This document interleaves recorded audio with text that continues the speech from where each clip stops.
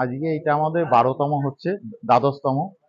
এবং আমরা আশা করছি যে মোটামুটি 55 থেকে 60 জন রক্ত দেবে এখানে। সেই রকমই জিমের ছেলেরা নাম লিখিয়েছে এবং বাইরের ছেলেরাও লিখেছে, এবং আমাদের যিনি কাউন্সিলর আছে ওনারাই প্রথম উদ্বোধন করলেন আজকে।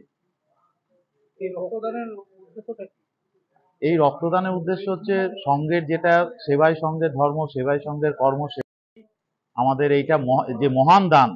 একটি এক মানে হসপিটালে হোক বা নার্সিংহোমে হোক গেলে দেখা যায় যে রক্তের জন্য মানুষ কিভাবে ছটফট করছে, দিকে দিকে থ্যালাসেমিয়া পেশেন্ট বাড়ছে, এবং বিভিন্ন ওটিতে কিভাবে ছোটাছুটি করছে মানুষ রক্তের জন্য। সেই উদ্দেশ্যের কথা মাথায় রেখেই আজকে আমাদের এই রক্তদান। আচ্ছা, আমার পাশে রয়েছে বাঁকুড়া ব্রাঞ্চের সহ অধ্যক্ষ স্বামী সুপ্রভানন্দজি মহারাজ, এবং পাশে হোমিওপ্যাথি ডাক্তার স্বামী অখণ্ডানন্দজি মহারাজ, এবং